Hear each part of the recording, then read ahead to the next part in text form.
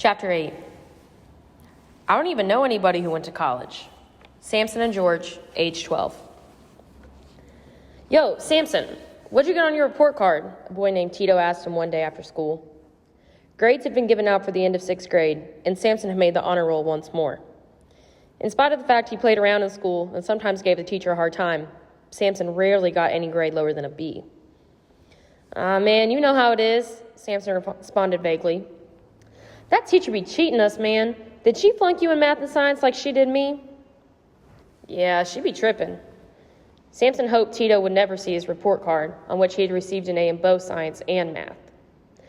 When other kids in his class happened to see a good grade on a test paper that was handed back to Samson, he would tell them he had cheated on the test instead of admitting he had studied.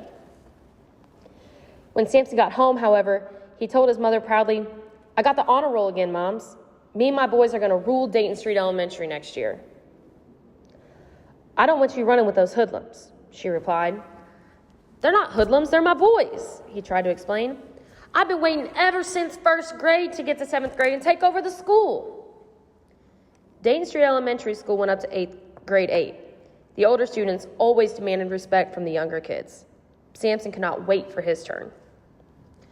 You're not going there next year, his mother announced. What do you mean? Samson replied angrily. Your teacher called me. She said you're already reading at a 9th grade level. Do you know what that means to me, Samson? She asked quietly. Samson looked up at the ceiling and replied, Yeah, Moms, I know. Samson's mother had been forced to drop out of school at an early age because of the death of her mother and had never learned to read. So Samson knew how important his accomplishments were for her. Your grades are high, your future's bright, and you should go to University High School. That's way on the other side of town, Samson protested. I'd have to take 2 buses every day just to get there. That school can give you a better education, boy. You could even go to college.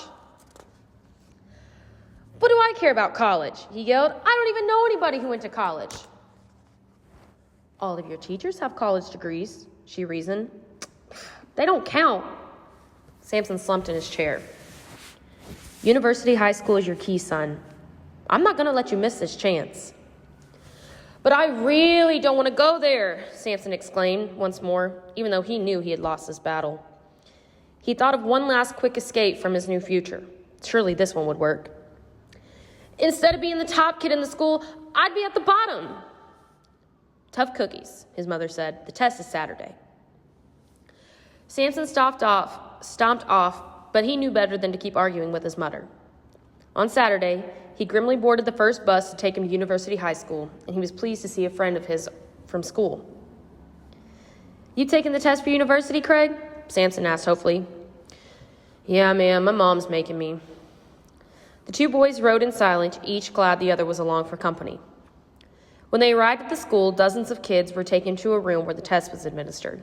The school was large, much bigger than Dayton Street Elementary, and kids from all over Newark had been asked to take the test. Samson looked over the group, figured he was at least as smart as everyone else, and sat down at a desk near the back of the room. Craig took a seat next to him. On the other side of Samson sat a tall, lanky kid with braces on his teeth. What's up, man? The boy said. Chillin', Samson replied with a careless shrug. They said nothing else to each other. Samson noticed, however, that the boy seemed to speed through the questions as if they were really easy. He figured if this kid could do that, he could too.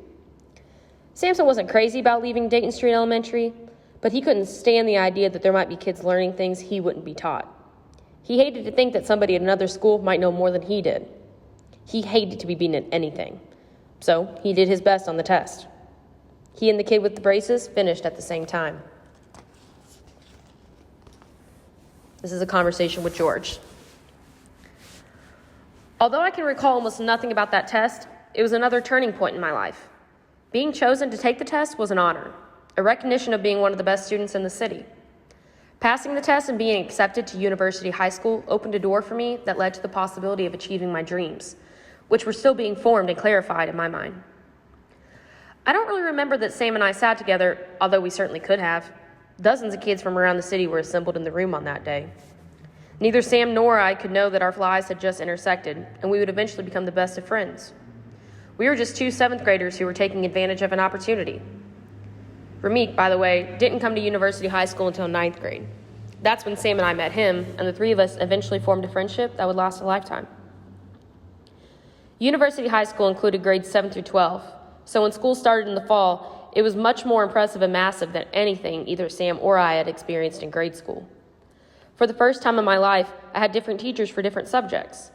The class that stood out for me that first year was science, taught by Mr. Moore. He had a way of making science stimulating as well as challenging. Again, I didn't know it at the time, but he was preparing me for my future. A conversation with Dr. Sampson. When I was in school, a good grade could destroy a kid. High marks could open you up to ridicule, to name-calling, to being made an outsider. I never understood the mentality that made failing equal to being cool. As far as I was concerned, kids who failed in school were losers. They couldn't get jobs, had no chance of going to college, had no hope for their future. I thought failing was pretty dumb. I still do. For me, school was always easy and didn't take much effort. But I know that many people struggle to do well and maintain high goals. I respect anyone who does his or her best to reach his greatest potential. I was able to navigate the unspoken rules of the culture of a school community. I managed to be one of the cool kids while excelling in school at the same time. Lots of kids actually admired me for my good grades and academic achievements. If others made fun of you because you do well in school, don't let that be a deterrent. It's stupid to fail, especially if you do it on purpose. It's smart to grab what you can from the teachers and lessons around you. Life is rough. You need all the knowledge you can get to succeed. Be proud of your academic success.